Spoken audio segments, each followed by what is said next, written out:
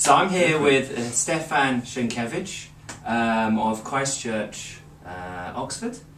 This is his rooms with some nice Persian carpets you can't see, and a big pepper pot, just in case you're wondering what that was. Yeah. Stefan, what is it you work on? I work on ancient skepticism, a type of skepticism known as Pyrrhonian skepticism, because it's named after this chap called Pyrrho, who was around 2nd, 3rd century BC, after Socrates' death. And he's considered the first skeptic in the Western tradition, and that's why the tradition is named after him. But he didn't write anything down. He was rather like Socrates and Christ, in the sense that influential figures didn't write much down. Right, I see. So they have disciples. Yes, exactly. And the main source for his teachings come down to us 400 years or so after his death. And the name of the guy who preserved his thoughts is called Sextus Empiricus. Okay, so he's our main source. I see. And what do you mean by skepticism? I mean, we use the term now to talk about skeptical people. What is it? Is this a particular philosophical movement? And what are the kinds of things that skeptics would be doing, apart from being skeptical, of course? I mean, it's interesting. All of these, so many ancient Greek terms kind of have entered into everyday usage, like Epicurean, Stoic, which are quite divorced, or not divorced, related to, but not the same as their original uses. And the same is true with skeptics and skepticism. It's a very specific philosophical thesis. In fact, it's more than a single philosophical thesis. There are different kinds of skepticism. The main form skepticism takes since the time of Descartes in the 16th, 17th century is what's called knowledge skepticism, which is the thesis that there is no such thing as knowledge. We can't know anything about the world. It's a rather disturbing prospect, but it's backed up by a lot of detailed argument, and people have been wrestling to this day, finding fallacies in the reasoning, and it's a pretty difficult argument to combat. But you're saying the ancient skepticism is something really quite different from that. The ancient skepticism is different from that kind of knowledge skepticism, yes. One of the main differences between ancient skepticism and contemporary post-Cartesian skepticism is its practical aspect. But it's practical in a very sort of unusual way. You wouldn't really think that entertaining a possibility like Descartes did, that he doesn't know whether he's being deceived by an omnipotent demon into having false beliefs about the world. That's a very disturbing kind of thought, that you don't know anything about the external world. That doesn't lead to sort of cognitive happiness at all. The ancient skeptics, on the other hand, said precisely the opposite.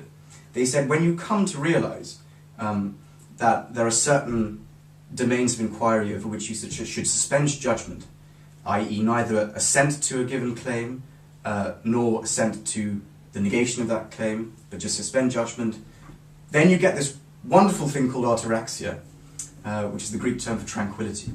You get cognitive tranquility. It happens totally by chance, tokikos, fortuitously. Just comes upon you, which is nice, and you go about your daily business, assenting to all sorts of things, in everyday life.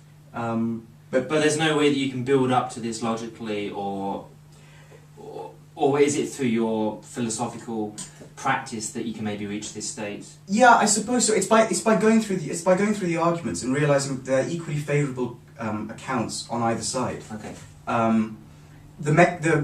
It's presented more as a kind of psychological fact. I mean, it's debatable how plausible that psychological fact is. Yeah. I think I'm more intended to think that I would if I realised that there were really deep problems with justification, I feel kind of disturbed by that. I wouldn't feel epistemically tranquil about that. But the ancients did. Good for them. Good for them. And there's quite a nice little story about an anecdote about a painter called Apelles, What's his name again? Apelles, Apelles. Apelles. I Okay. probably pronounced that completely wrong. Meant to illustrate how fortuitously this tranquility arises, right? So he was this painter, and he was painting an image of a horse, and he got very frustrated because he couldn't quite get the foam around the horse's mouth. Okay. Didn't work at all, so in frustration he picked up a sponge and flung it at the painting, and it just caught the horse's mouth and made the perfect flecks of foam, yes. you know? And that is the way they understood tranquility to supervene on going through these arguments, you know. So, but nevertheless, you've still got I guess the work that's led to that point in the first place. Absolutely, yeah. And then it needs some other kind of event for you to reach it somehow. I mean, a parallel would be, you know, in terms of, there's loads of debate about, you know, atheism and agnosticism these days, but you can get a lazy agnostic who just is an agnostic because he hasn't considered any of the arguments at all. Like me. Yeah, probably me too. And then you've got the really well thought out agnostic who's gone through the ontological argument, the cosmological argument, gone through the sacred texts, you know, and come to the conclusion that he doesn't know what's going on. I see. And the ancient skeptic is more like the second kind. Okay.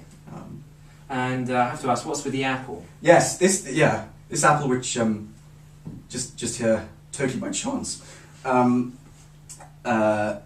is illustrative of quite another interesting argument that the ancient skeptics would use. It occurs in Sextus, and it's, I suppose, one of the earliest arguments in philosophy, which is a variation on an argument called the veil of perception, right? Okay. And the veil of perception basically is the thesis that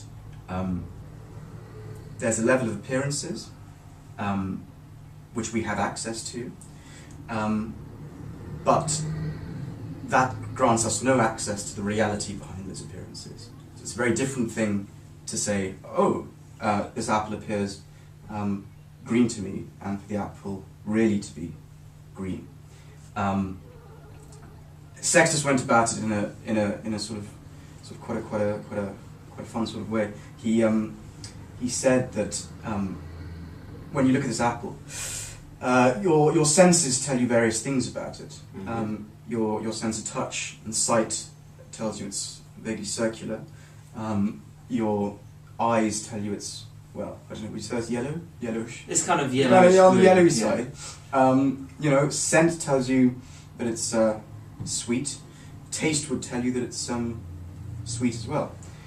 So you have there's a commensurability between your senses and the information about the apple.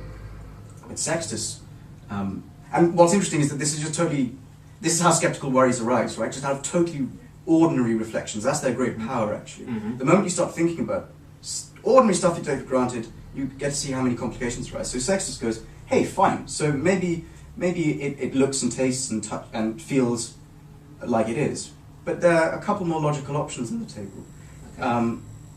The apple could either just have one quality, and it's only through the various makeup of our senses that we distinguish however many qualities in the apple. So it's all coming from us rather than the apple itself. Exactly. So all our different faculties, but there's only one feature of the apple rather than several features. Yeah.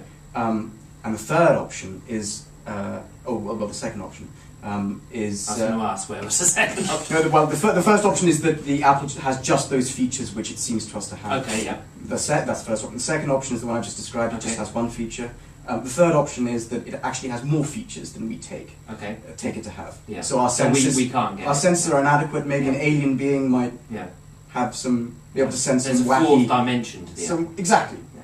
So, and Sextus says, I mean, then you get into kind of arguments about which of those competing hypotheses should be most plausible. But the fact that he kind of lays out alternatives, making you see that things are not quite as simple as you take them to be, I think shows the importance of skepticism and not taking everything for face value. Many thanks, Stefan. No, not at all. Pleasure.